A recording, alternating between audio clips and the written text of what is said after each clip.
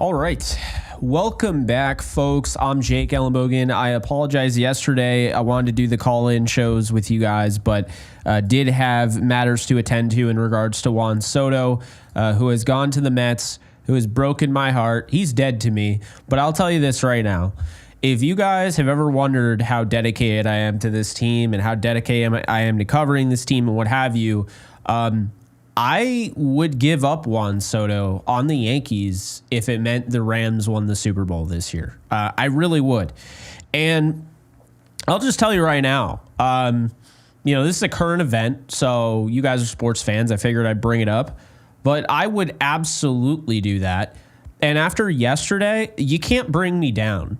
That was literally what I have been waiting for all year. And I know a lot of people have, but understand, this is the vision I had. When I said that they would win the Super Bowl preseason, this was the vision I had: a top 3 offense, an opportunistic, heavy pass rush defense, and special teams working in unison, all 3 phases, beating teams like the Buffalo Bills, beating teams like the Kansas City Chiefs, beating the Lions, beating the Eagles. This is what I envisioned. And you know what? It might be a little late in the year, but it's not a fluke.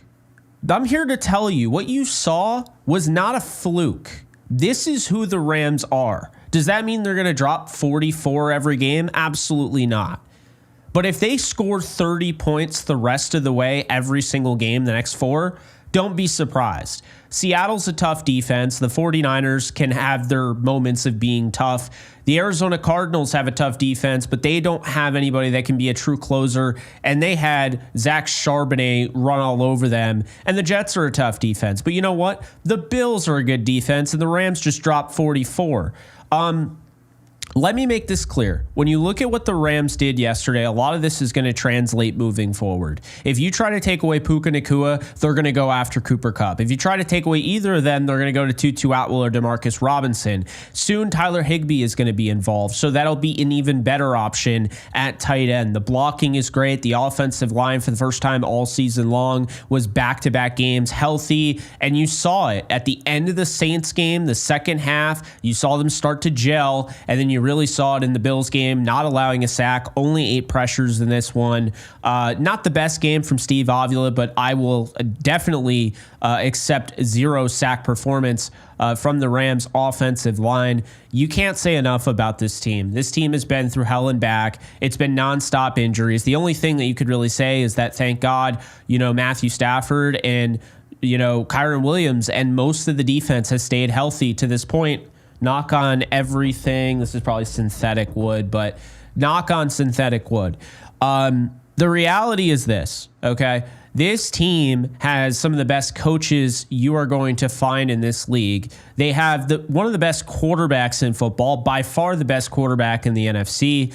They have clutch genes all over the place. They have guys that step up in high leverage situations like a Cooper Kupp, Puka Nacua, so forth. They have Puka Nacua. They have Cooper Kupp. They have the deep threat, but also the guy that they relied on when the season was potentially on the line. 4th and 5, they go to Tutu Atwell over the middle, and you bet your ass he makes the catch because he pretty much always comes through when they need him to. You have Demarcus Robinson as well, who has caught many touchdowns in his time with the Rams. I believe he's getting close to 10 total.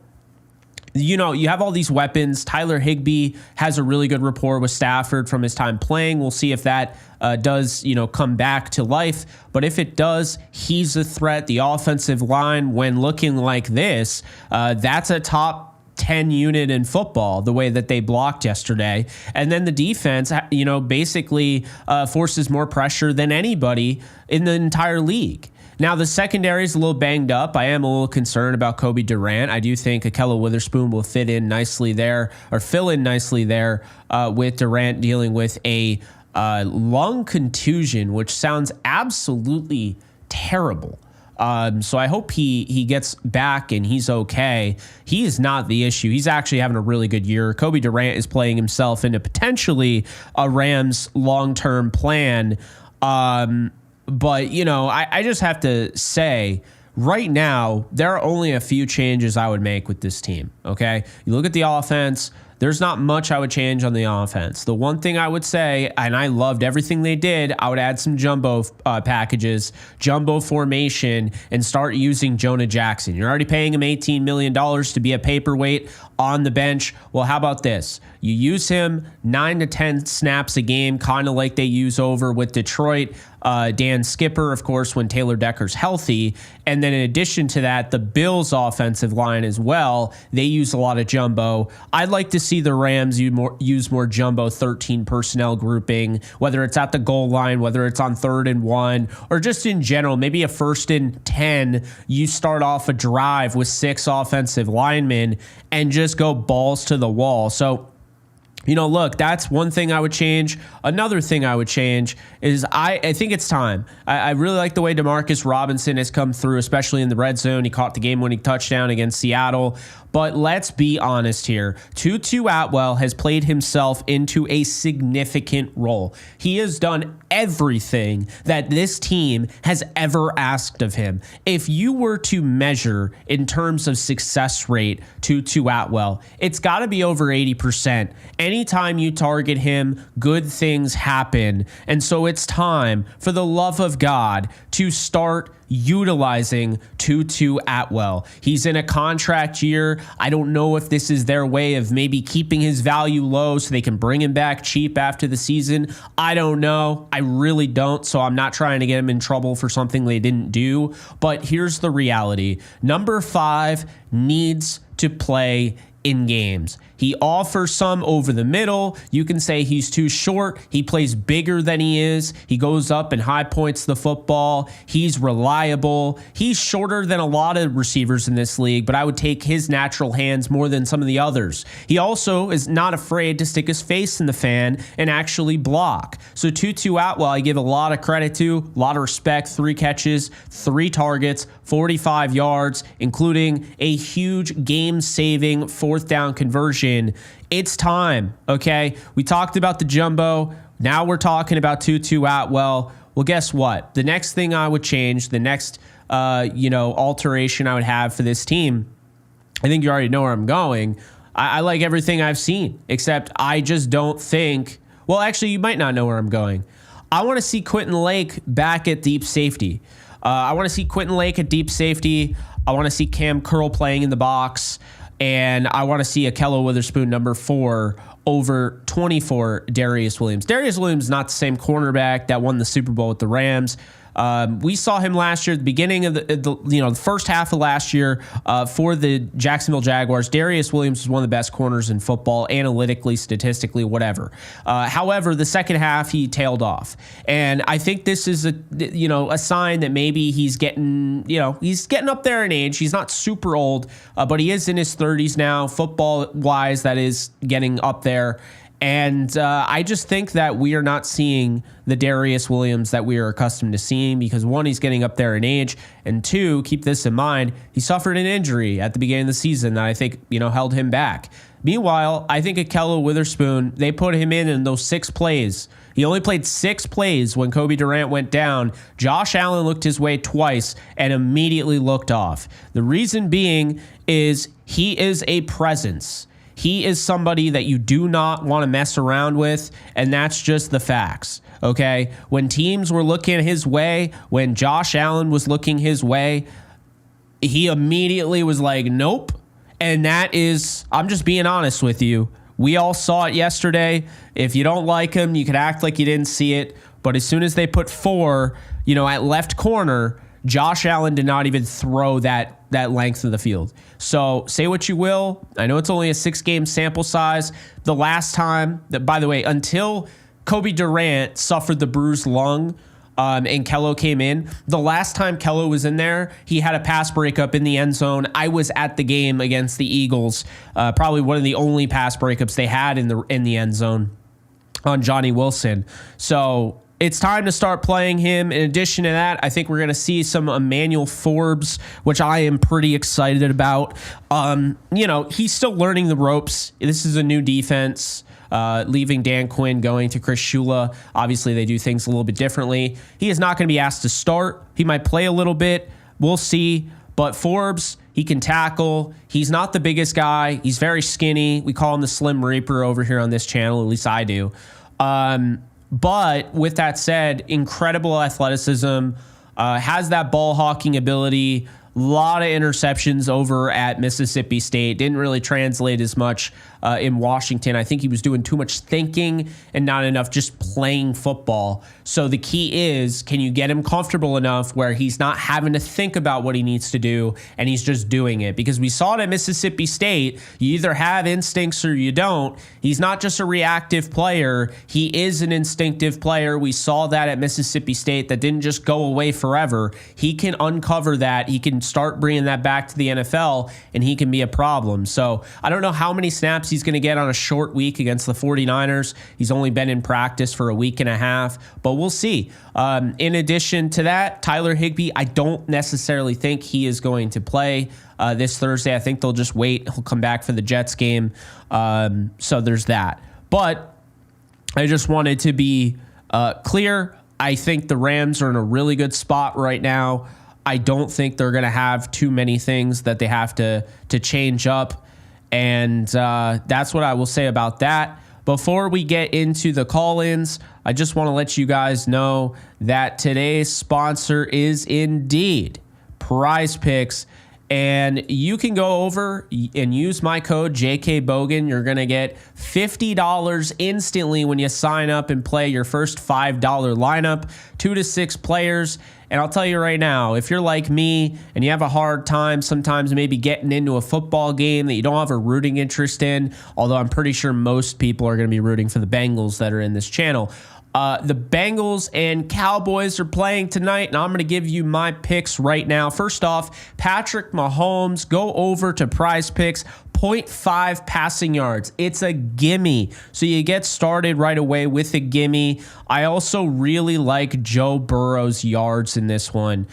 Look, Joe Burrow is just a freak, and he is having such a great season. The Bengals can't really defend anything. That's been really the issue. But Joe Burrow is going over 300 yards against this Dallas defense.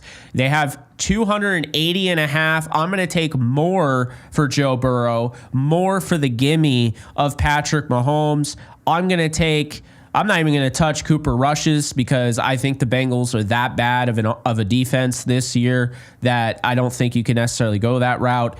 I'm going to take Chase Brown for a touchdown. And I'm going to go with Jamar Chase to have more than 83.5 yards and T. Higgins to have more than 77.5 receiving yards. So head on over to Prize Picks, use code JKBogan.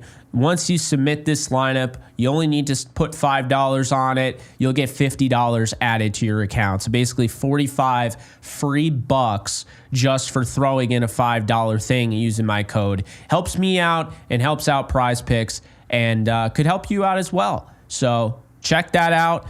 Now we are going to try and get this thing working here. Let's see here. Hopefully it works. All right. I just got to do some stuff. So, yeah, I mean, I'm feeling really good about this team. And I'm stalling as I try to figure out this call-in thing. But I'm feeling really good about this team. I don't think they have a game that's going to be anywhere near as difficult as the Bills game was. And I think a lot of people that are concerned about the defense, I get it, but you have to understand they just played Josh Allen, the alien. And I'm not talking about Allen, the alien from Invincible. No. They played an actual alien in Josh Allen who had 6 touchdowns, and they still won. So instead of being negative about the defense, how about you be positive of the fact that they felt, they literally, in the face of adversity, they spat in its face. Josh Allen, you know, he was just incredible, and they found a way to win despite 6 touchdowns. Ruiz, thank you for the 2. Please don't say this game's better than Monday Night Football. Top 5. So, Ruiz, I think I need to explain, and thank you for the 2, man. I need to explain what I meant by that. So I think a lot of people really did not understand what I was saying yesterday. I am not saying 44-42 was better than 54-51. I am not at all saying that was a better football game. That was not more entertaining. It was not better. It's one of the best games. But in terms of a 6-6 team going up against a 10-2 football team, yes, this was a better win than the Rams had in 2018, 54-51. The reason being is the Rams and Chiefs, that people felt that was a Super Bowl preview, okay? That, like, whoever won that game, they were expected to win. If the Chiefs won, no one would have been surprised. If the Rams won, no one would have been surprised. We were just surprised at how exciting that game was. This game was not supposed to be exciting. This game was not supposed to be 44-42. It was supposed to be either 24-21 if the Rams won, or if the Bills came out firing on all cylinders, it could have been even a blowout. They already did that once at SoFi. So this at all was not at all supposed to happen. I need to make that very clear. This was never supposed to happen. No one expected this. Bills fans that were higher on the Rams than Rams fans, I could tell you right now, felt that the Rams could sneak by potentially in a 23-20 ball game, but there is no realm of thinking that would lead you to believe if Josh Allen had 6 touchdowns, they would lose the game.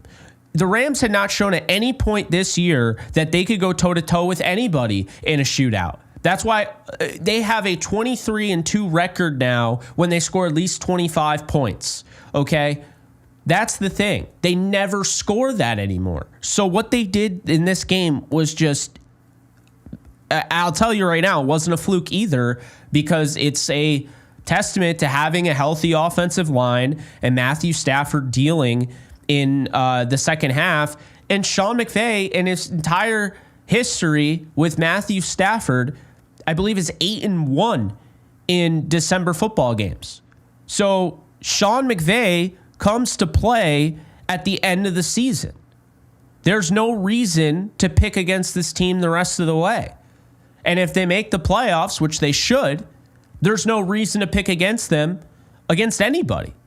You might say, I think the Bills will beat them in the Super Bowl, or I think the Lions will beat them, or the Eagles, or whatever. There's no reason to go out of your way and pick against the Rams, though. This is the worst matchup. If you have to go up against the Rams right now, you are unfortunate. It's just, you are unlucky, and guess what? They can do this weekend on a short week. They can knock the 49ers season right out of it. And you know what? I think they're going to do that. Will it be a blowout? They don't blow out teams. But who knows?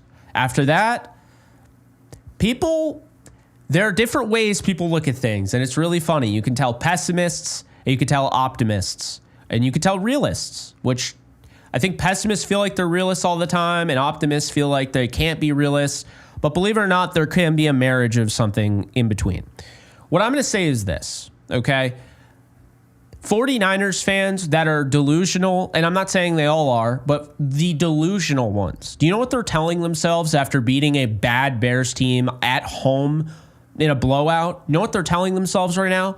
Well, this Rams team, they're due for a disappointment. They get too high and they're going to get low, and they're going to be flat. That is what they're banking on. They are banking on that. They are literally sitting there saying this Rams team, they're trying to justify a 44-42 win over a Super Bowl contender when you're 6-6 and you haven't really been able to win big games this year. They're trying to justify that as, oh, they're going to be too high. They're doomed. They're down for, they're guaranteed for a disappointment. It doesn't work that way. When you have great teams and great teams play at a great level, they don't just have a disappointment. The Buffalo Bills won 7 straight before this game. Oh, they were destined for disappointment. It only took the 8th game, in that series where you had the 7-game streak. It took the 8th game for them to have that disappointment. You didn't call anything. This is just the NFL. So that's where I'm at on this. And, furthermore, I can't stress it enough. The Rams can absolutely still win the Super Bowl. And it's not crazy. And I don't want to hear that it's crazy. You're crazy if you don't believe it. They absolutely can win the Super Bowl. No doubt about it. You know why? They have that championship pedigree. They have the best coaching staff in the league, or at least one of them. They have skill position players that are stars, that are game changers. And they have a young defense that, while they're capable of giving up a lot of yards, they're also capable of getting turnovers. We've seen it, and a lot of pressure. And I'll tell you right now, you're not going up against Josh Allen every week. There are only a few quarterbacks that are going to be able to alleviate what the Rams threw at them. And if this same Rams defense showed up against the Eagles, they would have gotten blown out. But if the Rams offense showed up against the Bills, they'd be undefeated this year. That's the reality. If that Rams offense rears its ugly head this Thursday night, the 49ers are not winning. Okay? If that Rams offense is the way it is the rest of the year, the Rams are winning the Super Bowl. It's that simple.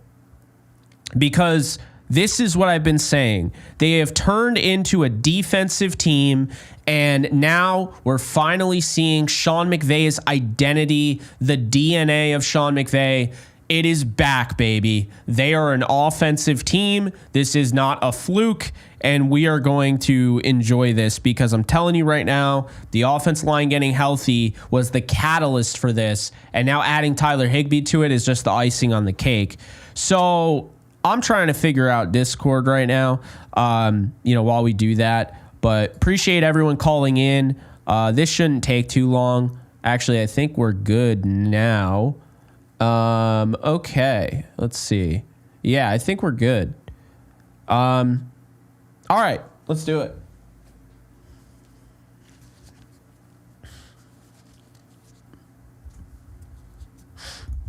Okay, I saw Falco was the first one to join the waiting room. So, Falco, how you doing?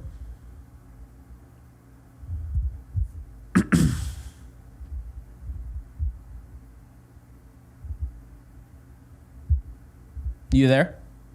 Yep. Yo, can you hear me? Oh, I can't hear you at all. Huh. That's weird. What's happening? Let's see.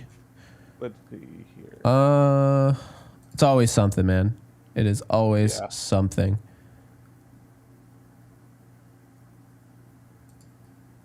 Okay. We got... Yeah, hold on. I'm texting something.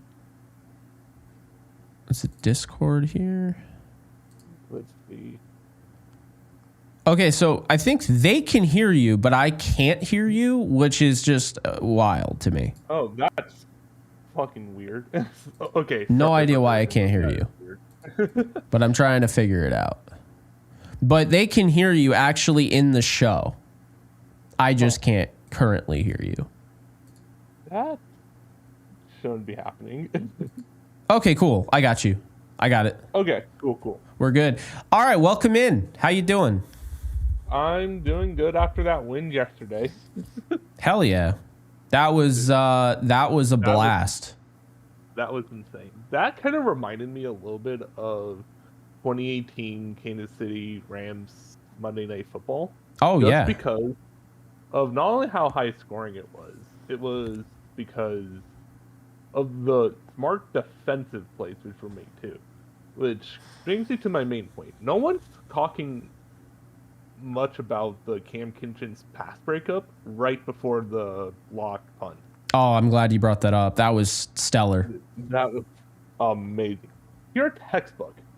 Cam Kitchens comes flying down the field, playing the ball the entire way, gets his hand up there at the last moment. No PI. Beautiful. Yeah. No, absolutely. That was huge. I think that's a point in the game that people forget, but Josh Allen has made his money throwing that ball for a touchdown. So, also, horrible coverage by Darius Williams, who just, I will say, I defended him on that play he had in the end zone. I thought it was a great play. Horrible call. But, I just saw the stats today. I don't know if you saw them. Darius Williams. Yeah, he gave up quite a bit in the yards department. I'm going to bring it up right now. We had, let's see here. So Darius Williams gave up 75 yards on 5 catches, 9 targets, 83.1 passer rating when targeted. Quentin Lake gave up 7 catches on 10 targets for 105. I just don't think Quentin Lake should be out in coverage the way he is. I think he should be a deep safety. No. I don't exactly love the way they utilize him. I really do like the player, but using him in that slot star role, I think can get picked on by those scrappier, quicker than fast wide receivers. And obviously Khalil Shakir gave him some problems. Yeah. What I think should happen is that maybe you try Cam Curl in that star role, because he's kind of similar to Quinn Lake in a way on how he can be used in the star, but at the same time, I think the Rams like him playing deep safety. They do. I mean, why I think Don Johnson potentially coming back could be huge, because then you can put Quinn Lake at deep safety and feel fine playing Cam Curl in the star role because Don Johnson is there to play the other deep safety role. Yeah, it's interesting because they almost have too many options at safety. I mean, you have McCullough, you have not Darius Williams. You have Cam Kinchins, you got Curl. You mentioned, John Johnson. I don't know what that looks like, if he's back or not, Quentin Lake. So you have a lot of safeties. I just think right now, I would probably go back to using a slot corner. Like, I think Josh Wallace should be in. I think Kello should be in. If he's not on the field, he should be the star. If I'm being honest with you, that is the thing that no one talks about. But you got that speed, you got the length, the athleticism, the physicality. He'd be a really good star option there. And that's why I think he should start over Darius Williams at this point. Oh, absolutely. At the other corner spot, and then from there you can figure out who you want to be as your star. But that is me. No, I definitely agree with you there. I want to get your thoughts though, because this is a chill. This is not after the game, so we don't have a ton of people obviously that are going to come on, so no time limit here. I want to get your thoughts. I want to get your thoughts on the rest of the year, how it shapes up. Who do you see them beating? Who do you see them losing against, if any? Where are you on this team? Because you just heard me. Like, I think this team can win the Super Bowl after this performance if they keep this up. But where are you on the Rams? Let's see. For me, yes. So long as we beat San Francisco Thursday night, I think this team is going far. Because playing in Santa Clara on a short week like that, when you damn know is that this game's also important for San Francisco to potentially eliminate our playoff hopes, is going to be key. If we can beat them here, I think we're confident on being the Jets, because the Jets right now are looking incompetent as hell. I think Arizona's bit on a downward slump, though their schedule for the rest of the year is looking easy with the Patriots, Carolina, us, and San Francisco. So they can win a couple games in between. And then we have Seattle, who I think we can also beat, with Sean McVay having experience facing off against Mike McDonald defenses. However, Seattle's schedule as well is a lot tougher, with Green Bay, Minnesota, Chicago than us to finish off the year. Yeah, I think that Niners game is going to be the key game. I agree. Here's the thing. If you beat the Niners and it's a convincing win, right? Then it just tells me the momentum never died. You can build off that. What you can't build off is if you go out there and the Niners rug pull you. And now all of a sudden, all that momentum you had, you just threw, you threw into a trash can, or you threw into a toilet bowl and you flushed it. You got to build off this, because this is when people say this can be a turning point for their season. It can, but it can also be dreadful if you don't, capitalize from it. You have to keep winning. I had them losing this game and winning 4 straight. Momentum is real. If you win this game and you come out and lay an egg against the 49ers, this isn't like, oh, yeah, I'm glad they got humbled. No, that would actually be crippling. Yep. Especially on a short week. Yeah, absolutely. And I don't care. It's Santa Clara. You're not going to. It's not like you're going to MetLife Stadium on a short week. I mean, let's not overreact. Right. You're just traveling up north like a couple hours, like few hours on plane at most. Yeah. It's just silly to me. Like, And keep this in mind too. San Francisco, in a couple weeks, has to face off against Detroit. Yeah. If we can beat them this week, I don't see them beating Detroit. That means their playoff chances are dead. It's true. Plain as simple as that. Yeah. So. Yeah, we'll see how that goes. To wrap it up, Puka Nacua, where do you rate him in the league at wide receiver? Currently, I think he might be top 5. He's arguable top 5, definite top 10. I agree. Yeah. And the fact that he's, I think, how old is Puka right now? Like 25, I think? He might be younger than that, actually. He's 23. Yeah. Everybody wishes he was 25. Yeah, I know. I was thinking 24 25 because we always like to draft older rookies, plus he's from BYU, so. But. Yeah. 23, geez. He's going to be a force in this league for like another 7-8 years at the least, assuming injuries don't affect his career, which I hope not. Yeah, no, absolutely.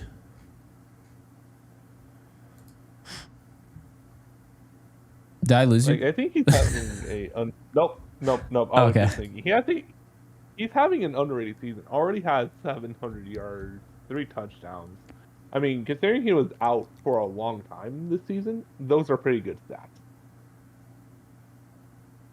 Yeah. No, I definitely agree with that. They are really good stats. Puka just basically showed everyone when he came back, and, let's be honest here, he's not going to have, he is not going to have essentially the stats that you would want him to have, right? Because he missed those games. But, I mean, let's call like it is. What we've seen since he's come back healthy, he proved he wasn't just a one-year wonder. He is going to be a problem. Normally you have the sophomore slump. That doesn't even... He looks better. So I don't know about you, but miss me with the sophomore slump. He looks better, and it's scary. Damn good. Yeah, let's see. I have some stats. So I was looking at it. The lowest pressure rates by rookie offensive linemen in Week 14, except for Monday Night Football, minimum of 10 pass blocking snaps. Bo Limmer, 0%, 30 pass snaps with 0 pressures. That is lower than Joe Alt. That's lower than Zach Frazier.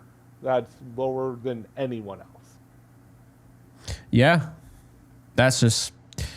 No, I hear you. But, yeah, I'm looking forward to the game. Looking forward to the coverage.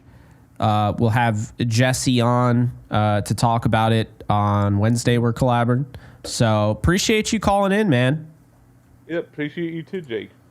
All right, you have a great night. You too. All right, later, Falco.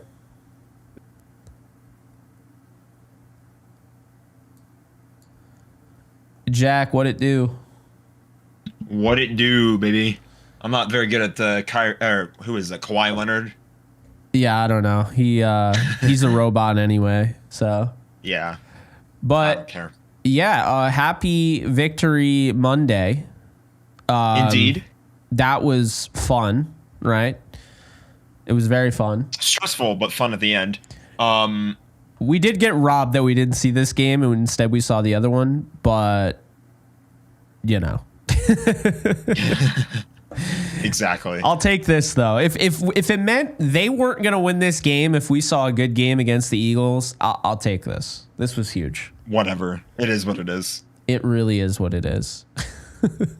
I also want to open up this call-in segment by doing a little bit of self-policing, because a couple of days ago I was talking to that guy on Twitter in your replies, and I was like, oh, we haven't won a big game in yellow pants this season. and we finally did. Oh man. So I'll take my L there. It was overdue though. But the uniform debate goes on, as always. Yeah, no, definitely. What are your thoughts on this team moving forward? They're gonna win out. I'm pretty confident now that they're gonna win out. Obviously the divisional games, I don't want to just be like super cocky and be like, oh yeah, they're gonna blow everybody out of the water, because they just haven't been able to show that they blow out teams. They were up 17 against Buffalo, but you're never gonna be able to hold off Josh Allen for that long.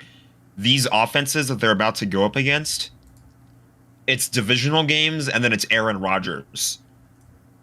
You're probably gonna get a tough game or two, but the Rams realistically should be able to win all these games going forward. And yeah, I mean, I think that that's going to be enough to wrap up the division, as long as Seattle, they've got a tough schedule too. I think it really just comes down to whether or not they end up running away with it. But if we can win our games, take care of business on our end, there's no reason we shouldn't be in the playoffs. Yeah, and I just think right now, this iteration of this Rams team, it took a while, but now that they're fully healthy and everything, like really the sky is the limit. That's why I put that in there. But they're dangerous. I was listening. See, don't just take it from me, because people will be like, oh well, Jake covers them for a living. Like, of course, like if the Rams are bad, it hurts Jake's bottom line, and Jake's a Rams fan. Okay, that's fine. What about Rich Eisen? Rich Eisen was talking a big game today with the Rams. I saw that. And I'll tell you right now, he didn't say it, but man, Rich Eisen sounds like he wants to take him to win the NFC. You could tell. Like, Dan Orlovsky does too. He's like into it. I keep seeing him talking about how he's like saying that they can win the whole thing. So yeah, it's capable. Yeah, I mean, I just think that when you have these, I mean, Florio said it. No one wants to play the Rams. The Lions definitely don't want to play the Rams. He's the one that first came out and said it. Then you have Rich Eisen. Then you have, you just said Dan Orlovsky. There are a lot of different analysts out there that were on the Rams before this game. And now you have this game and it's like, okay, all right. So, yeah, Of all the times for the offense to show up and perform the way they did, this would have been the time. And I'm so happy that it worked out the way that it did, because the one thing that I was telling people all over the place was that you have to make this game a shootout if you're going to beat Buffalo.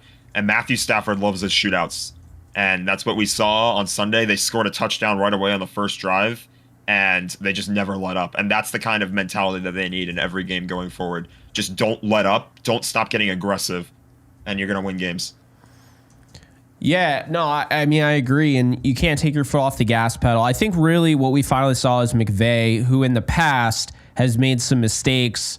For instance, you look at that second possession, he kicks the field goal instead of wanting to go for it. He probably knew that he could have scored it, but you just play it safe there. You play like you're on the road going up against a really good team. And then in addition to that, the way he played against the way they played against the Bills, he never took his foot off the gas. That's really that simple. So, never took his foot off the gas. I didn't feel like at any point he was calling plays to, be conservative. No, he knew this was going to be a sprint. It was a marathon and a sprint at the same damn time. When you go up against a team like that, yeah, you can't. They only punted twice. One of which, they took their foot off the gas pedal because it was a little bit strategic at the end of the game. But man, what a win. And I'm going to ask you this question before I move on to the next caller here, Jack. Where do you put Puka Nacua on the list of wide receivers in the league? Oh man, he's got to be at least top 5, right? After that performance.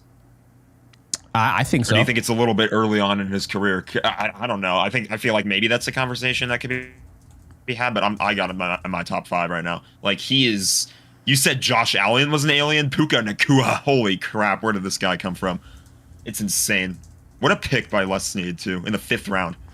Yeah, I agree. And it was a crazy game in the sense that really Jared Verse and Braden Fisk and Kobe Turner weren't really able to have any of those giant splash plays. There wasn't an interception. And so these guys really had to step up on another level. So it was a huge game. And obviously Puka Nacua is he's special. He is. He really is. And then when Cooper Kupp is on too, like he had a really awesome touchdown. I mean, that was just a great game from the offense as a whole. That's why I said it had to be a sprint. It had to be a shootout. You can't just the defense is never going to slow down Josh Allen and that Bills offense for the whole game. There will always be a spurt in that game where they are going to score a bunch of points on you, and it feels like there's nothing you can do whatsoever to stop it. And so it just came down to, could the offense play at their full potential and really like show like just keep putting the points on, keep forcing them to have to go out there and play their best football. Yeah. Maybe tire them out a little bit too. And it worked out in our favor, so I'm really happy it did. Yeah, no, absolutely, man. Well, hey, I appreciate you calling in, Jack, and we'll talk soon, man. Go Rams. Absolutely. Also, screw Craig Rolstad. Yeah, yeah. Enough said. Can't stand that mofo. Yeah. All right, later, man. All right, catch you later. Okay. Rusty. You guys gotta stop changing your names. I can't even remember everybody, but I do remember Rusty. What's up, man? Can you hear me, Jake? I got you, man. How you doing? Good. What a game, man. First of all, hope Craig Warstack someone pisses in his coffee, and hope his 2 pillows are warm. So he doesn't deserve comfort, because that guy screwed us the hell over, and I'm happy the Rams gave him the biggest FU and won the game, and so happy for that. Offense, I don't know what happened. It felt like I was in Utah, and when I was seeing Stafford get his first game start against the Bears, it felt like that whole new emotion, the offense just came to life. Puka just was a nightmare for the Bills and so this so-called Bills team, and Zeba and the whole Buffalo fans were like talking smack, like, this Bills, the Rams defense, offense is nothing like just like they're not that much of a threat. And yeah, I liked how we just came out guns blazing. The O-line played to their fullest potential. Steve rocked Groot, Gregor Rousseau, the one you said that was the biggest threat. Oh, he yeah. rocked his shit and he pile drove him to the ground. And overall, yeah, just defense. There was more to be desired, and we got to do something about the corners, Jake. Like, I know a lot of people like to shit on Akello, and I've been guilty of that, but we need something new because I can't watch Darius Williams anymore. Like, it's something about him. Like, he doesn't even attempt to like go for interception. He just has to turn back, but he looks very lethargic out there. And the reason I don't understand why they don't play Akello, like, we could use size, like, it's just little things like that. But I did like off McVay's aggressiveness. I know I shit on him a lot because I like him. I want him to be aggressive, but at the same time, he does his conservative approach and keeps teams lingering. And yeah, thank God he proved me wrong. And hopefully that's a common theme going through the rest of the games. And yeah, Jake, I'll let you go. There I go. Yeah. Yeah. Sorry about my rant. No. I mean, that's what it's all about, right? Yeah, man, I agree. And, I think with Darius Williams and, taking the foot off the gas, one, Darius Williams has not played any better. Like, he has not gotten any better. He's getting worse, it feels like, each week. Yeah. And Yeah. McVay feels like he's getting better on the flip side. The play calling in the second half was outstanding, I thought, against the Saints.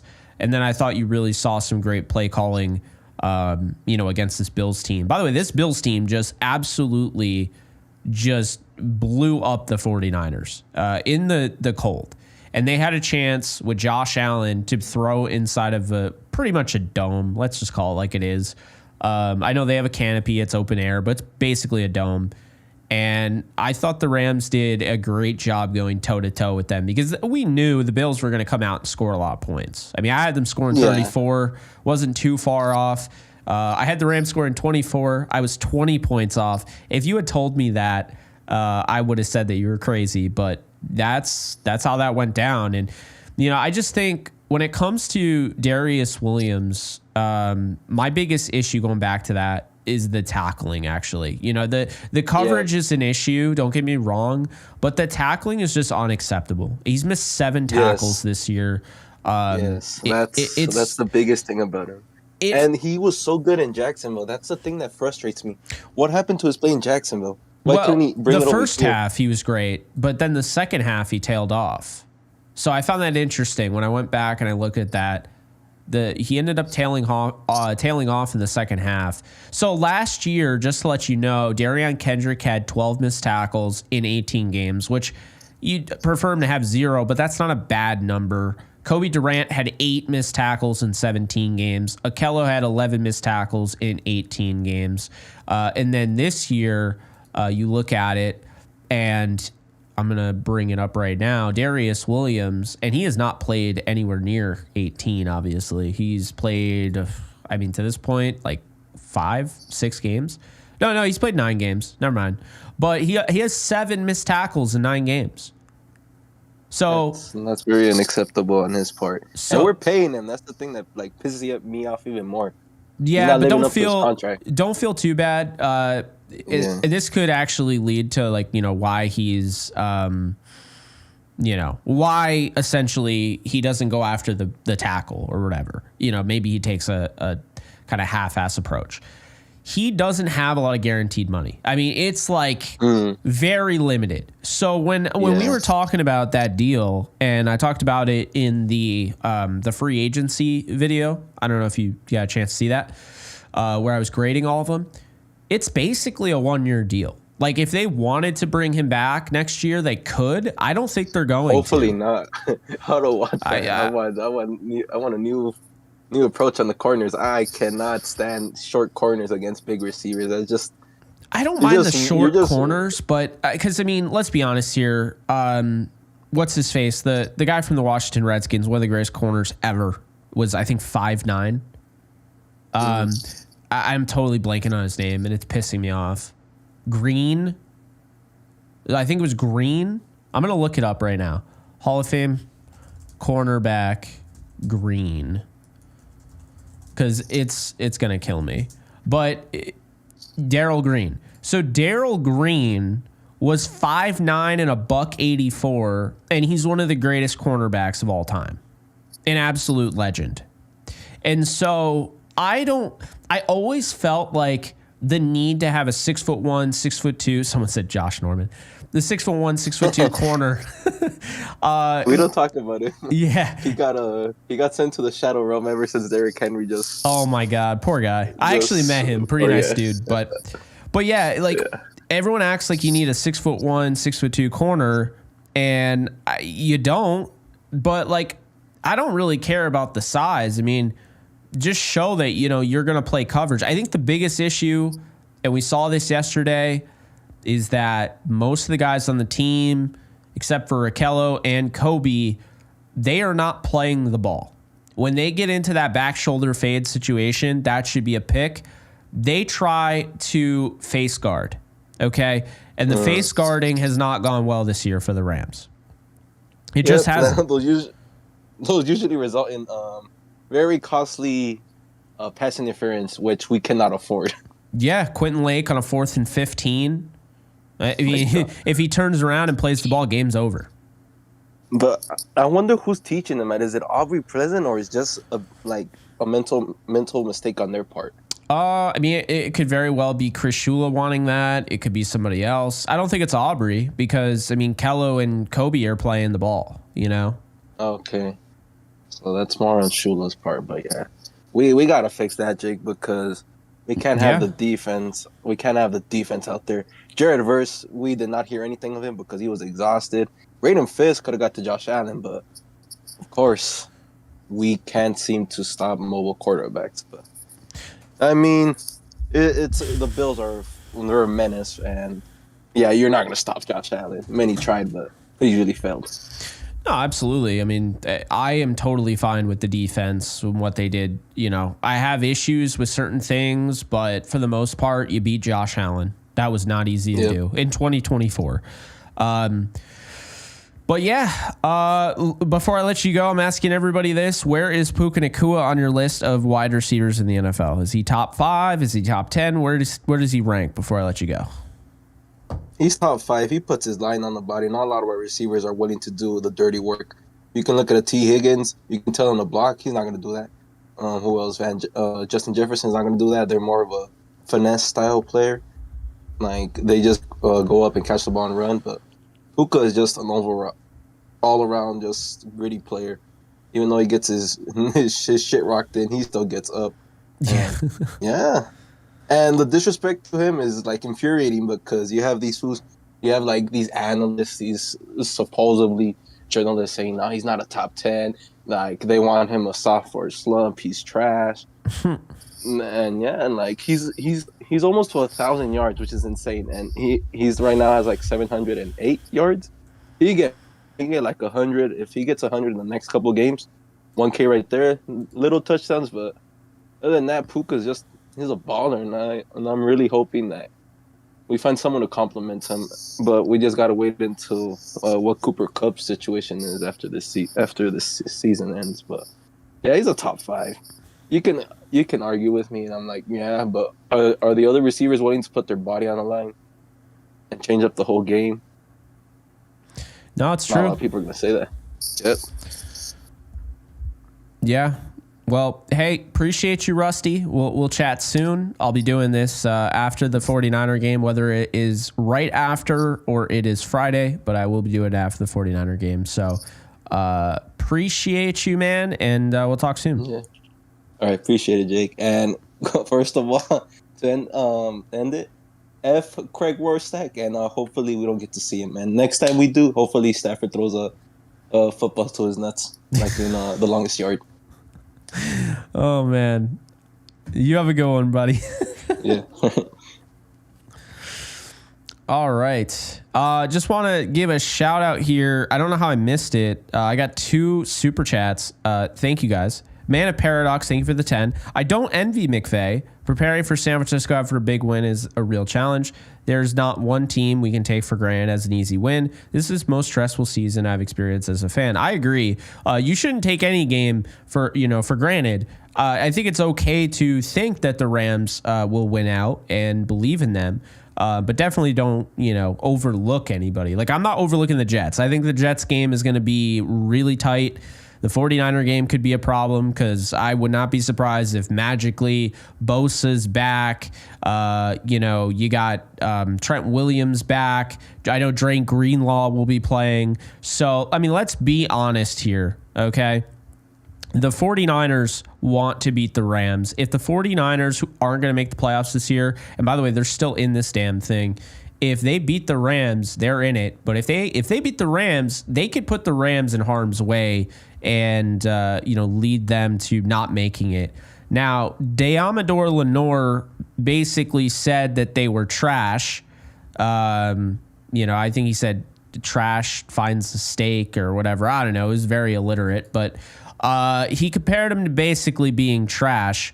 And I think putting out that bulletin board material is going to come back to haunt him. So they aren't trash, but go off, Brock. Anyway, in addition to that, AZZA, thank you so much for the donation. Only thing that can stop this team is Craig Rolstad. And guess what? Not even him. because they beat him. They beat him and they beat the Bills. They won. Was not easy, but look at that. Would you look at it? Incredible stuff. Okay, we move on. We got, let's see, gonna go with SoCal, and we are taking up some time, so I'm gonna give everybody 4 minutes because I got a Yankee show to do at 9:30. SoCal, what's up?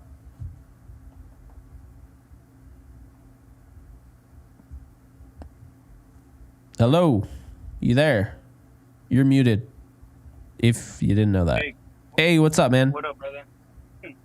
Nothing much, man. Just hanging out here at work, getting a call in real quick. Yeah, that's awesome, man. Appreciate you. Thanks for having me on again. Of course. Oh, man, what a game. Yeah. Happy Victory Monday, man. That was a hell of a game. I'm all decked out in my Rams gear. I'm wearing my Rams shirt, Rams jacket, Rams hat right now at work, you know. I'm like that little meme walking into work Monday like the cat. I love that. Yeah, man, there's a lot of things I want to talk about, but I think I gotta say, like, I feel like this offense, I'm gonna use a Dragon Ball Z.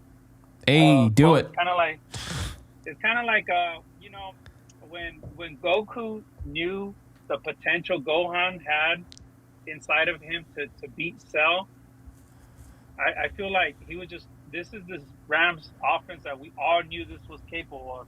That's why, for me at least, it was very disappointing to always see them struggle to put up barely 20 points, because I knew what they're capable of. And it was always just frustrating to see barely 20 points or no points at all. And you know, the first half against the Saints. But yeah, this is definitely what we've been missing, and hopefully it keeps going like this. Second thing is, I really think Tutu is that guy. Like, he gets a lot of hate, and he just always comes up so clutch for the Rams. So I hope they keep using him and they extend him, because he's really needed in this offense. He's like an unsung hero as well. Yeah, I'm of course, I'm a huge Tutu Atwell fan, so I totally agree on that one.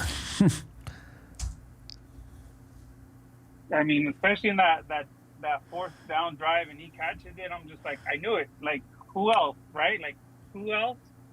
That should be like his little slogan. Who else? Who else but Tutu Atwell? Right. And as far as these games coming up, I do think they're gonna beat the Niners. First year, or I think they've swept the Niners, but I think the last time they did it was like, what, in 2017 or something like that, if I'm not mistaken. Yeah. I sound me crazy, but the only kind of game I'm worried about is the Jets, because it's Aaron Rodgers, and he's always giving the Rams fits, and they still have Devontae Adams and Wilson. So I just hope it's not quote unquote a trap game, if you want to say it. But I do feel confident that if they win this game, this Thursday, they'll get the mini bye, and they'll lick their bumps and bruises and just be ready to go for the Jets. Yeah. Well, I'll let you in on a little secret. So it wasn't 2017. It was 2018, the last time the Rams beat the 49ers. They swept them twice. And they also had a punt block that year, and they went to the Super Bowl. There you go. I'm just saying. I mean, it's too easy with this stuff. But yeah, the last time the Rams blocked a punt and swept the 49ers in the same year, they went to the Super Bowl. Let's play spoiler to them, like how they did it to us in 21. Like, hopefully we can end their season with this win. Yeah, man. Well, real quick, I'm going to ask you the closing question here. Where do you rank Puka Nacua in all the wide receivers in the NFL? Man, after yesterday's performance, I want to say top 5 because I don't see any. Maybe like a few wide receivers, but I think top 5. Nobody's doing what he's doing. Like nobody's getting those yak yards. Nobody's blocking like him. There's guys that I do think are up there, maybe like an AJ Brown, but like who else? You don't see Justin Jefferson doing what Puka Nacua does with the blocking or the yards after carry. Like, so I mean, yeah, I would agree with you and easily say top 5. I mean, who's going to argue that? What are they going to say? No, he's not. Yeah. Look what he's already done his first. Well, look what he's done already his first year, and look what he's doing his sophomore year, which is like how you said, a slump for most wide receivers. And he missed a bunch of games. So had he not missed those games, where would he be at right now as far as like yards? I mean, right now, and I can actually give you an estimate. Okay. Yeah. So Puka Nacua, I'm gonna pull this up right now. Puka Nacua currently has 708 yards on 54 receptions for 3 touchdowns, which is just insane. If you were to do let's see, is it not gonna let me? Maybe it will. No, I don't think it's gonna let me. Anyway, estimate that. I'll do it manually. So if you estimated that out to a 17-game schedule, right? So you have, let's see, receptions. Where are the receptions? Why can't I find the receptions per game? Oh, well. Okay. Well, you got 54 through 8. So you got 675. So right now, Puka Nacua, and I'm going to write this down so I have it because I might use this. Puka Nacua is at 104.7 receptions on average through a 17-game season based on what he's done so far. Then you have 708 yards in 7 games. You got 885 times 17. That is 1,504.5 receiving yards. Okay. And then you got 3 touchdowns in 8 games. So that's 0.375 times 17. You got 6.37 touchdowns. So, in terms of what the hell that even means, this would be a career high in everything except touchdowns. So he's having his best season. His success rate has gone from 56.9 to 65.3. So you're telling me like a all-pro season, basically, like for a second-year wide receiver. Yep, his catch percentage is at 72. Last year it was 65.6. Yep. He's even better than last year. It's remarkable, truly. So, that's what we're talking about. Puka Nacua getting better and better and better each year. I mean, there it is. The proof is in the pudding. Yeah, the Puka is in the pudding. Right? But yeah, I appreciate you calling in, man. Have a good shift at work, and thank you, brother. Appreciate it. Yeah, man, and we'll talk soon. Cool, man. And let's go Rams. Let's beat these Santa Clara Bums again. My favorite time of the season. Oh, cool. Talk to you guys later. All right, later, man. Later. Okay, let's see here.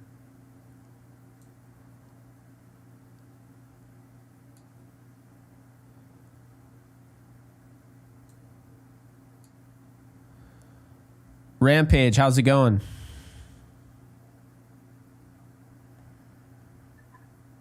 You hear me? I got you. How you doing? Great, man. How are you? I'm great. That game was huge. Yeah, what were your thoughts on the game and thoughts on the Rams moving forward with the last 4 games of the year? My first and overall thought is we need to extend Matthew Stafford now. I don't know why we didn't give him off season, but we need to do it now, people. There is no other quarterback that I would have in our team than Matthew Stafford. That was my I first agree. and biggest, takeaway.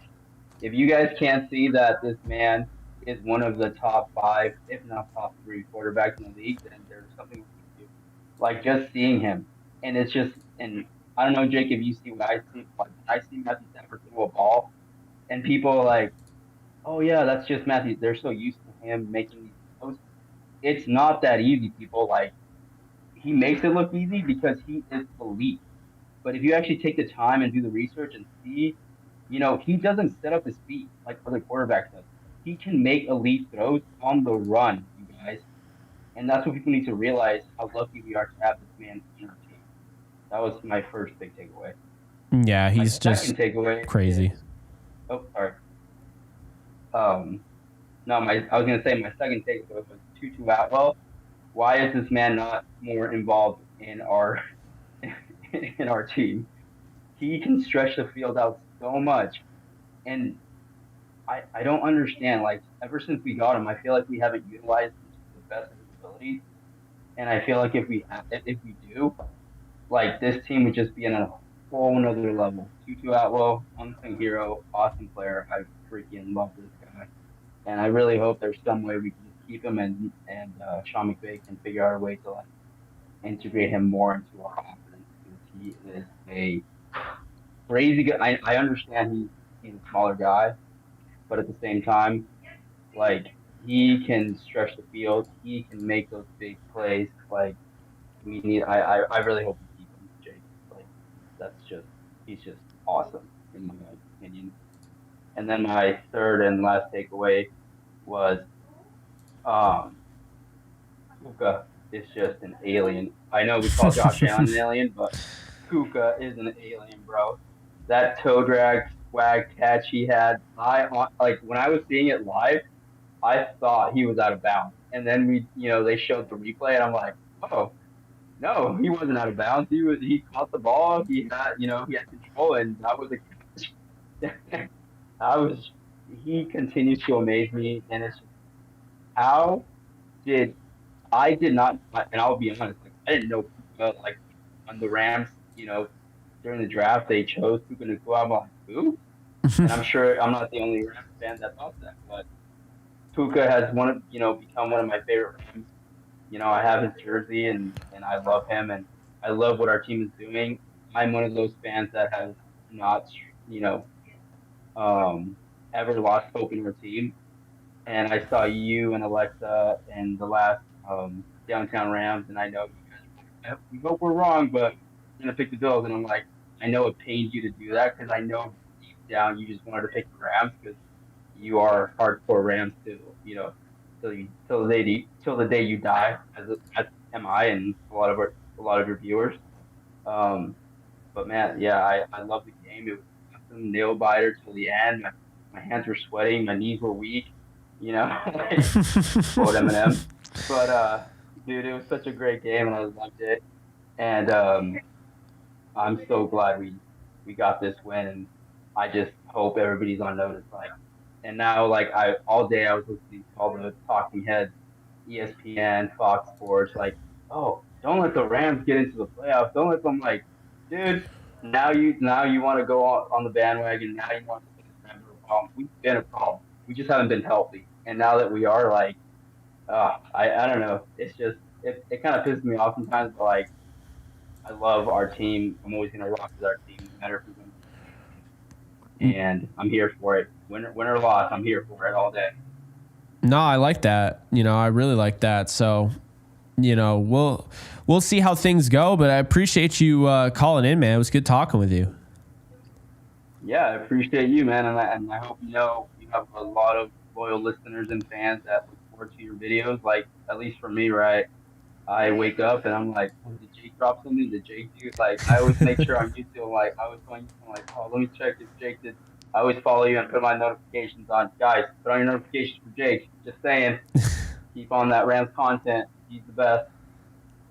Hey, I appreciate that. Yeah, got to be a little bit more consistent. Just trying to juggle right now with MLB winter meetings, covering the Yankees, and now the Rams kicking ass. It's about. Can I say something real quick about that? Yeah. My condolences, bro. I know you wanted Juan Soto back. As a Dodgers fan, I personally did not want Juan Soto. I know some Dodger fans did, but I want Teoscar Hernandez back. I wanted a few other players back, but damn, to go to the Mets, bro, that must sting a little bit. So yeah, my condolences, but I hope the Rams gave you a little bit of joy, during that time. Oh yeah. Well, I mean, like my Jayhawks lost to Mizzou. It was a not the most ideal. I'm a USC fan. How do you think I feel? Yeah, it is what it is. I'm in the same boat, bro.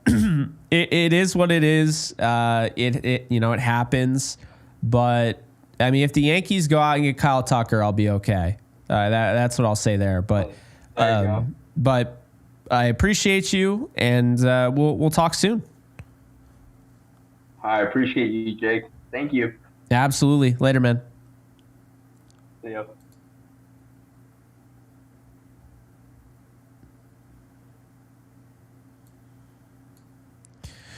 Noops, how's it going?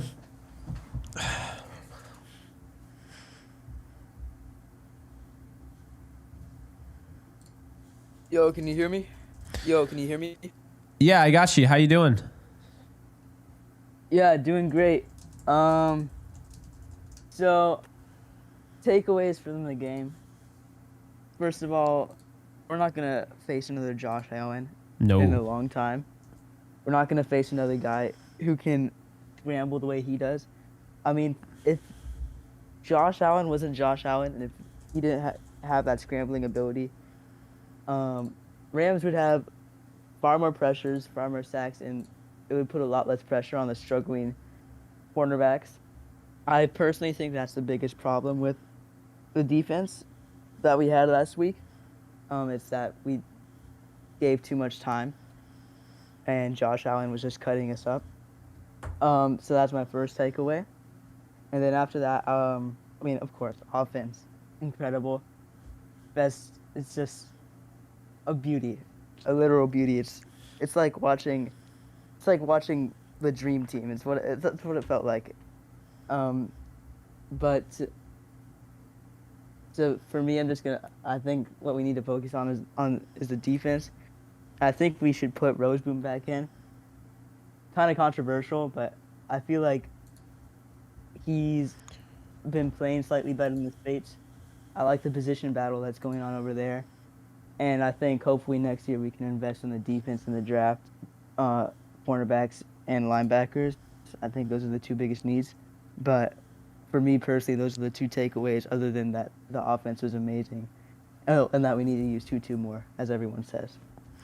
Yeah, no, I definitely agree. They got to use Tutu Atwell more for sure. Where are you right now, on the Rams as far as going to the playoffs? Are you expecting that, and are you expecting them to make a big run? Do you think they can win the Super Bowl, or, are you just kind of waiting to see and letting them, tell you what they're going to do instead of trying to even predict what they're going to do? I mean, today we had a Super Bowl level performance. I mean, not today, yesterday. Yeah. Super Bowl level performance, but for me, I don't know, I don't know if we'll make it to the Super Bowl, maybe divisional rounds, or I think we're going to win the divisional round. I think we can beat the Lions. Today we showed we can beat the Lions.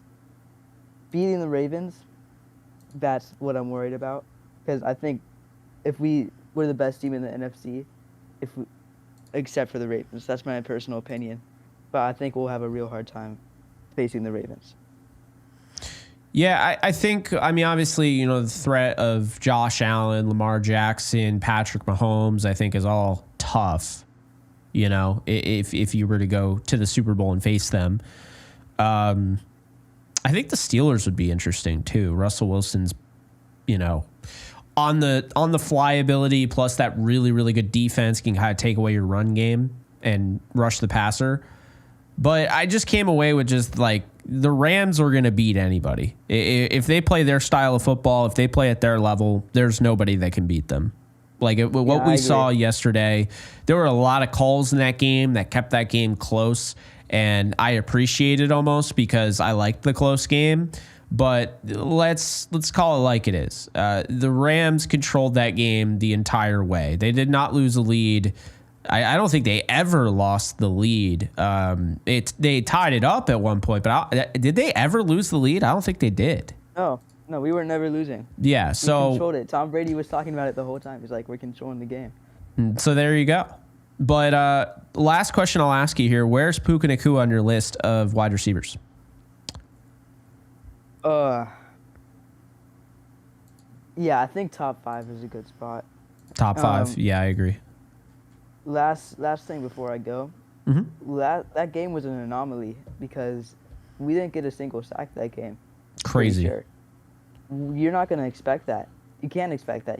What you have to expect is 2 or 3 sacks a game with this defensive line.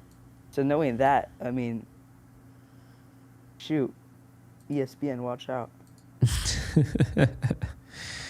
No, I get that, man. Pretty crazy, but appreciate you calling in, and we'll talk again soon, I'm sure. Appreciate you, man. See you. Absolutely. Take care. Phoenix, how we doing?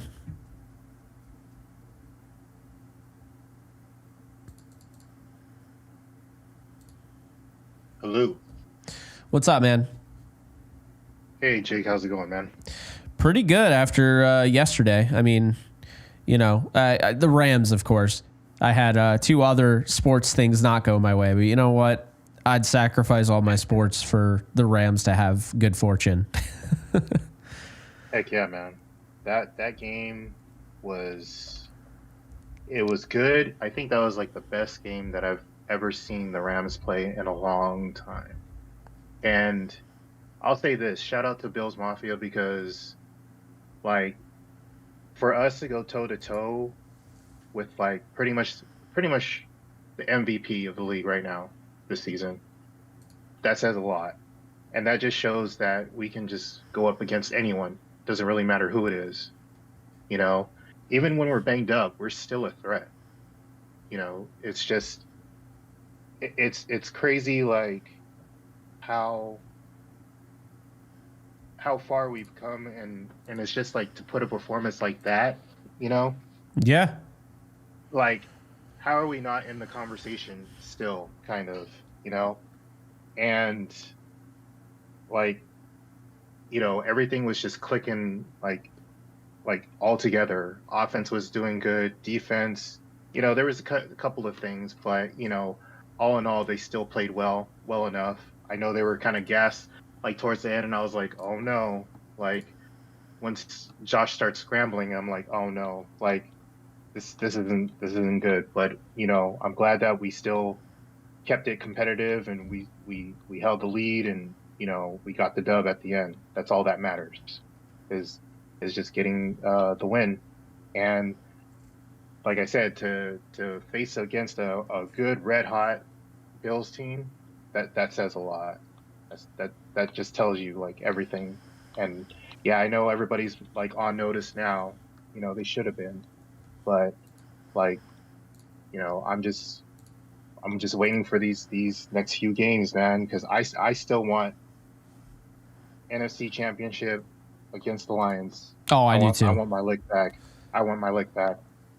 That's what I want. I'm definitely with you on that. 100%. Yeah. I could not be more with you on that. That's I want revenge. And come on, football gods. We couldn't get revenge against the Patriots. You got to at least give us this one. Yeah, exactly.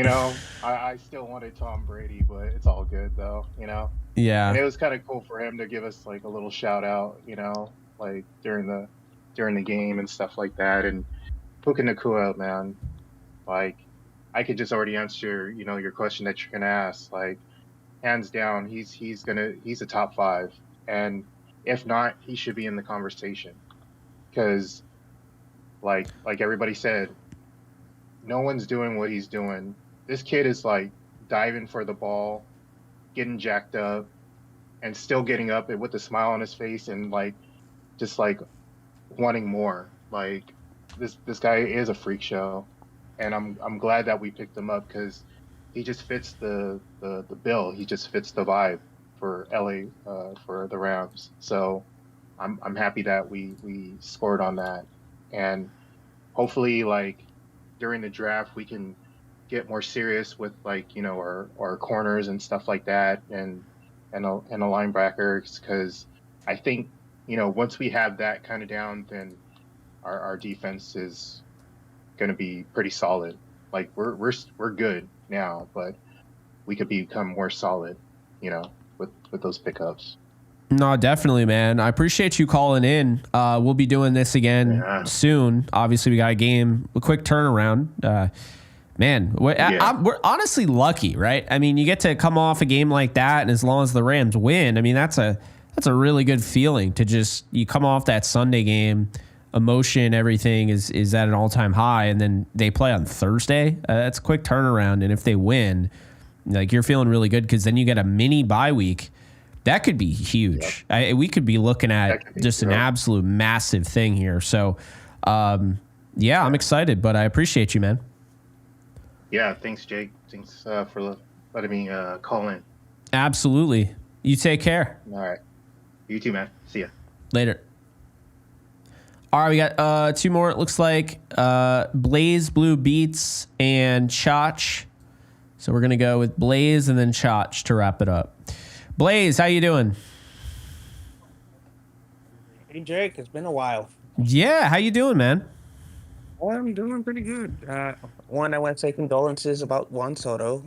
You guys are great. I did not expect him to leave. No, I didn't either. But to go to the Mets, the good thing I would say I'm a Dodger fan. Yeah. Both Dodgers and Yankees, that was probably the best thing they could do because Mets way overpaid for him. Yeah, and I mean, my thing that made it easier for me was that I know Juan Soto's not getting past the Dodgers. So congrats. He'll probably opt out in 2029 after 5 years of not doing anything with the Mets. And then he'll probably sign with some obscure team. I don't know. Maybe he'll go to the Dodgers. Who knows? Yeah, at this point, like I said, I wanted if he came here under my estimate was going to be 500, 600, somewhere in that range, which is what the Dodgers gave him, only 600, which is because he's not better than Ohtani. I will argue to the end of the earth. He's not. I can tell you that. He's not worth that money. But going to the Rams, I like I said, me and my dad always go to games and everything like that. So we want to see, like, it was good to see them go out, get out to the lead. And I think the biggest turning point in that game was that block punt that gave us the big enough cushion because we knew it was going to be a shootout. Yeah. No, definitely. But defense could be a little bit better, but I'm not going to nitpick because the offense showed up. But when we saw that tweet about who was officiating that game, we were going, oh crap, here we go again. Here's the funny thing. Me and my dad talked about it like during one of the I think it was second quarter drive or something like that, where Dotson got a block in the back. Before that play happened, me and my dad told each other, oh, it's going to either be a block in the back or a holding. They're going to call something on the first play. Sure enough, block in the back. And it was so ridiculous too because there was a hold on that screen play, the one Ty Johnson. There was a hold in the back on the screen play for the Bills, right? Yeah, there was definitely a hold. And then they called a double pass. I've watched football I'm 28. I've watched pretty much football in my life. My dad's watched football all of his life, and he said we've never seen a double pass interference on 2 players going for the ball. Awful. Now, the defense pass interference was justified. He grabbed his little brace or whatever, his little armband. The offense, he does that all the time. He always, like, puts his arm out. He didn't push. He just put his arm out. I've never seen that before. Yeah, that is one of the worst calls I've seen, because you lose a player in the game, he gets injured, and you call a double PI. Here's the issue with that. It's not as simple as just, whatever the penalties, offsetting penalties. Yeah. The issue with that is that when you do the offsetting penalties on a 44-yard pass, it's not offsetting. It only goes in the favor of the defense. Yeah. If you complete a bomb down the field, and it's offsetting, repeat the down. Exactly. No, that's a defense. The defense is getting the penalty. If it's offsetting penalties and you get, say it's a long touchdown run, you have a holding and you have a block or chop block or something like that. Okay, touchdown's negated now. Defense wins. Yeah, I will always say, and I mean this, offsetting penalties is dumb. It shouldn't be the case. There's an easy way. I mean, I know it'd be hard for a lot of these referees that don't have much of a brain, but there's an easy way to incorporate. Well, you could do at least this crew doesn't have a brain. But. No, but you could do a subtraction where, okay, so say it's a pass interference call 50 yards down the field, right? So at 50 yards, let's just follow the math here. So you get a 50-yard penalty out of it because it's spot foul. But then, and it's not a hard concept, this is defensive PI. Now the offense had a 10-yard hold. Where do you put the ball? It's a 40, technically goes to a 40-yard penalty. Yeah. How is it that hard? I don't understand how we just cancel out an entire play because anybody on the field can throw a flag. So it's just, I've never liked that. The double PI was awful, but that was Rolstad in a nutshell. Before I let you go, man, I want to ask you, where do you think Puka Nacua is on your list of wide receivers right now? I gotta say he's number 5 on my list. Oh, and nice. I've always stated, I would say this, and I've stated this numerous times ever since, especially last year, seeing how the draft turned out, especially with the receivers. San Diego, I will never call them LA Chargers. I'm gonna keep calling them San Diego. San Diego looks horrible for drafting. No offense to the kid, but the fact that you have Zay Flowers in Baltimore, Jordan Addison in Minnesota. And Puka, who's a 5th-round pick, all these receivers are doing so much better than him. It makes them look bad. But on Puka, he's like a carbon copy of Kupp, but a little bit younger, a little bit more physical. But the stuff he does, like I said, the fact that anytime you talk to him, he always, I love blocking. I just love blocking. It's like, you're a receiver. You're supposed to catch the ball, not supposed to be blocking people. Why do you love blocking so much? Yeah, I definitely agree on that one. So, it's crazy when you look at Puka. He just gets better and better and better over time. The Rams are getting better as time goes on. Things are looking good. But hey, appreciate you calling in, and we'll talk soon. Yeah. Well, one more thing though. Just looking at the future schedule, I just want to look at that. I think if the offense shows up like it did this week, we win out. And they were I was watching a video earlier. I agree. The Rams can keep pace with Seattle, just one game behind it. I think the last game of the year is against Seattle. Rams keep pace with them, or they're a game behind them. They win that game, we win the division. That's all you need to do. You know this? You might not even realize this. Seattle doesn't even have to lose another game until week 18. And if the Rams win out, the Rams literally win the division. So the Rams quite literally control their own destiny. And this is why beating the Bills in a game that I had already written off, and I said they were going to go 10-7. The fact that they beat the Bills, oh man, they could just run right through this. They win and they're in. Yeah, because that's what I'm saying. The last game, I believe the last game of the year is at home against Seattle. So that, if, like I said, they both on the table, that game just turned into a playoff game right there. You win, you're in. You lose, you're borderline. Depending on how it goes, too. If Seattle... See, here's the deal. If the Rams win out and Seattle wins every game except for Week 18, both teams will finish 11-6. Why is this interesting? I'll tell you real quick.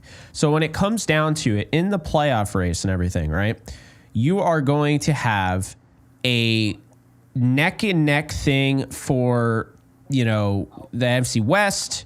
You'll have it for the wild card. The 7th seed is in play, but the 6th seed is actually in play if the Seahawks beat the Packers. So that's the real interesting thing here, where Seattle could win that game. And if Seattle wins that game against the Packers, and I'll just do it real quick here. We're going to go win percentage. So the Rams beating Seattle, right? And then you have the Packers. If the Packers, for whatever reason, they lose to Minnesota week 17, and they lose, I mean, it's not necessarily given, but they lose to Seattle. So now, and Washington could very well be in a mix too. But if they lose to Seattle and, the Packers, because this week they're playing Seattle. So then if the following week the Packers either lose to the Saints or lose to the Bears to end their season, which is unlikely, then Seattle would actually have a shot to get the 6th seed. The Rams have a shot to get the 3 seed, and the Rams could play the Seahawks in the first round of the playoffs again. That'd be interesting. It's like, because correct me if I'm wrong. It wasn't that close, but I think didn't we play Arizona within the same 2 or 3 weeks after we played them? Yeah, Arizona, but typically speaking, playoff game. Typically speaking, that normally doesn't happen. Yeah, no. Playing a team back-to-back weeks pretty much at that point, you were playing them 2 weeks in a row.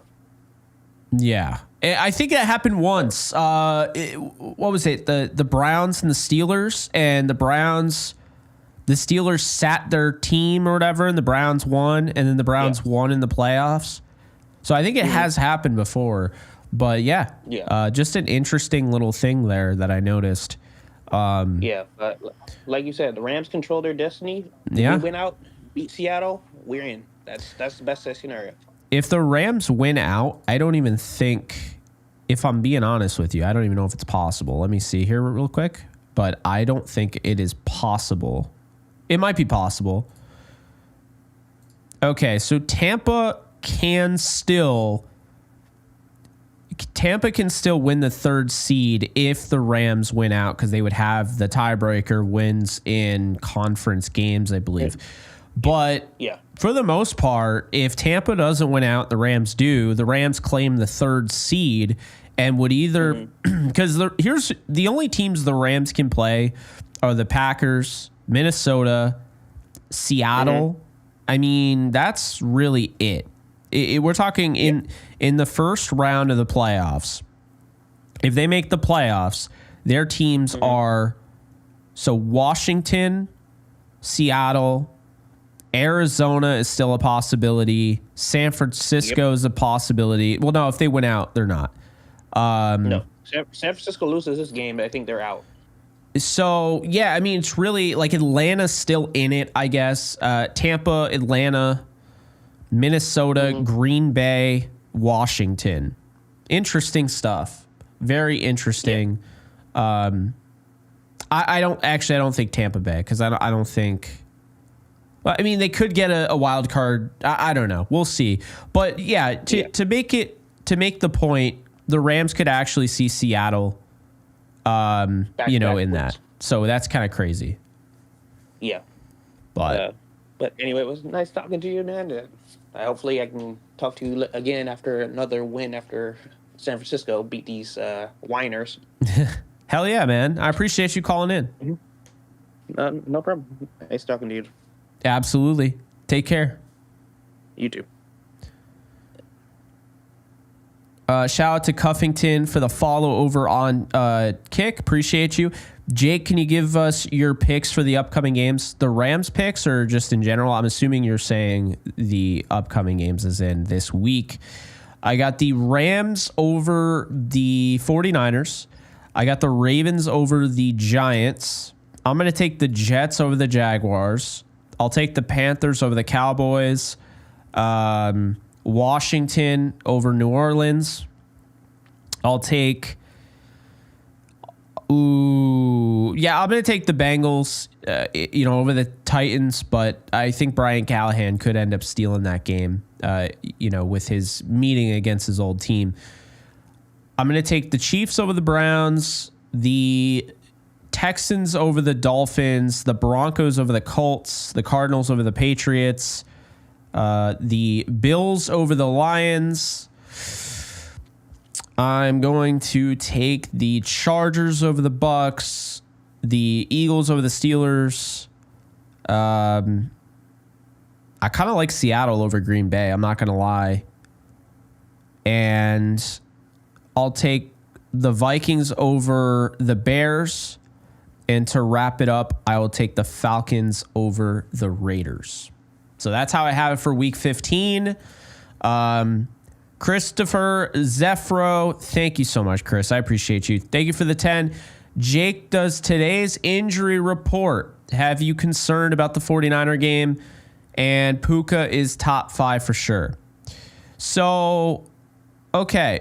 Injury report I didn't see. So I'm looking for that right now because I didn't see the injury report. Let's see. Davis Allen's shoulder did not practice. Tyler Davis calf did not practice. Kobe Durant chest did not practice. Bo Limmer knee did not practice. Demarcus Robinson shoulder did not practice. Jordan Whittington shoulder did not practice. Tyler Higbee and KT Leviston were full participants. I'm going to say this. I think they're doing what they want to do here because of the short week. I don't think you can put too much stock in a practice schedule here. Yes, obviously guys are going to be full participants. That happens. But I think for the most part, it's tough. You have to be able to have that happy medium. I don't know necessarily if it makes sense if a guy's banged up to practice him after they just played. That's kind of just the course that you run going into Thursday.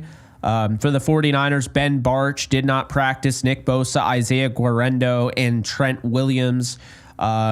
Limited participants, Demetrius Flanagan-Fowles, Dre Greenlaw, Yetur Gross-Matos, Malik Mustafa, and D. Winters. Full participants, Aaron Banks, Talanoa Hufanga, and Sam Aquayanayo. I totally butchered that name. There was no chance I was going to pronounce that correctly. So, G-Cell Rubier says, Bills over Lions. Can you elaborate? Yeah, I think the Bills are the better team. I think Josh Allen is going to give them fits. I mean, they barely beat the Packers. In that game, there were some calls that went their way. I trust Josh Allen in a dome. And if you don't think that team is going to be pissed off losing that game against the Rams 44-42, I think they're ready to go. Plus, the Lions are overdue for a loss. They just are. So, yeah, that's how I see it. I'll take the Bills 38-35. I think it'll be another barn burner. I do. Okay, Chach is in the waiting room, so I'm going to let him talk, and then we'll wrap it up. I'm curious what Chach is going to say about the Rams. Hey, what's up? Hey, what's up, Jake? Congratulations on your win. And you know what? I was telling all the haters of the Rams to chill. Your team win. And I picked the Bills to win. I admit, and I was rooting for your damn team to win. Well, I appreciate it, Chach. You know what? My godfather, since he loves the Rams and he's in the hospital, I was really rooting for your team to win. Oh, I'm sorry to hear that.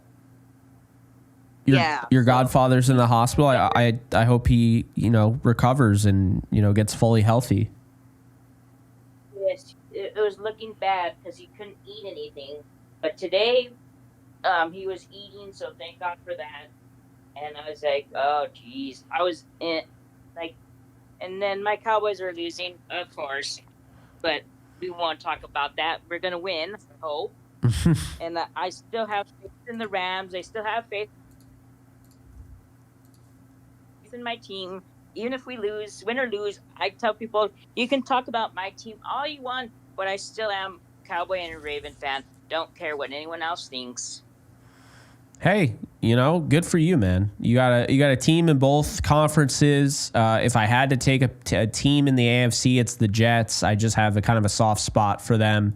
Right. But yeah, I get it. I guess, do you think your team is going to get to the playoffs? I mean, I know they kind of have to win tonight, right? I mean, it's they're 5-7. Yeah, so. The commentators Aikman said they have to win all our games just to get into the playoffs. I hope we win. I still have faith in my team. But I'm like, my quarterback, we were on the 12-yard line. He throws it. I'm like, oh. The ball was tipped, and the Bengals intercepted it. I'm like, oh, you got to be kidding me. Come on, quarterback. What are you doing?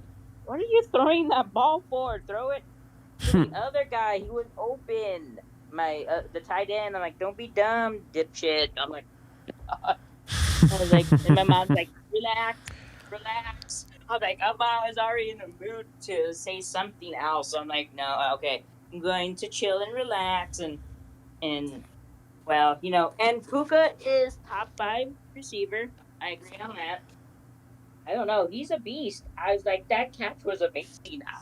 Like 2 feet in, I'm like I like in my mind, like, are you sure that's a catch? I was looking at it. I was like, I don't know about.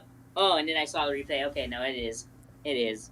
Oh yeah, well, he does that every single week, and we'll do it twice now a week. I've never seen anything like it. I mean, it reminds me of it seemed like back in 2017 and 18, Todd Gurley would have just some crazy run every single game where you're like, he just broke 2 tackles, juked a guy, and he was just so explosive. So I have no idea. Sometimes you get those guys, and Puka Nacua is one of them. That's just every single week. He just puts on a highlight reel. All right, Chach, final question for you. Are the Rams going to make the playoffs? Are they going to win the NFC West? I believe so. I tell people when they were playing the Bills, I'm like, guys, if your defense can play better, you're going to win, guys. Calm down, you're going to win. And then I was thinking, oh, man, this might... when they got the ball back, the Bills, oh, man, is this going to be over? Because I was die-hardly rooting for the damn Rams to win. And they did. I'm like, oh, my God, this game. I'm like, ooh. I was, rejoicing. I'm like, okay, that's a win. Yeah. Well, hey, I mean, at this rate, you might as well just become a Rams fan. But, hey, I appreciate you. I got to get rolling because I got a Yankee show in 8 minutes. But really appreciate you calling in, man, and appreciate all the times that you've supported me. It doesn't go unnoticed. And, I know you get a lot of flack in the comments section, but you know what? You keep coming back, and you're always in my my chats, and you're in Discord. So just want to let you know, you mean something to me. You're not just a guy. I see you in every single comment section, and that means a lot. Yeah, I always want to cuss them out, but then I'm like, oh, I might get banned. I'm like, I better just keep it cool. Yeah. Discord, I'll get banned. I'm like, oh my God, he got banned because I cussed someone out. Well, I'm not taking crap. I tell people I don't take crap from anybody. Like, you want to say stuff, I'll say stuff back. No, I hear you. All right, man. Well, I'll let you go. You have a great night, and best of luck to your team, and I will catch you next time. Okay, bye. All right, y'all. So that is going to wrap it up. Really, really appreciate you guys for your call-ins, your comments, your questions, all of that, your donations, super chats, all of that. I want to say one quick thing, HD. I see in the comments below, are you still doing the mailbag video? We dropped tons of questions. I know, and I am behind on that. I had anticipated on putting that out on Monday, which is today. So tomorrow I will probably record that. So definitely keep throwing mailbag questions in there. I'm just going to go and just do a video where I just go through all of them and answer questions. So, definitely do that. Appreciate you guys. I'm going to get ready for this next show. If you guys want to join me, head on over to Yankees Unloaded YouTube channel. We're at 4.6K subscribers. If you're a Yankee fan, it's really a no-brainer. I do believe we have the best Yankee content out there, although I am biased. But I have an incredible co-host, Gary Sheffield Jr., and we'll be doing that from 9:30 to, probably 10:30 to 11. So, appreciate you guys. And we'll have more content as the week goes on. Plenty of collabs coming. And I got a special guest that I don't even think you guys realize is a Rams fan. Stay tuned for that. I don't know when we're going to actually get it going, but you won't even believe the guest that I'm bringing on who is a Rams fan, okay? You will not guess. You couldn't guess. So he's become a friend of mine that I met on social media, and that's all I'm going to say. So stay tuned. Love y'all. Don't take no shit and treat everyone with some respect, right? Be sure to like, subscribe, and comment, and I'll see you guys soon.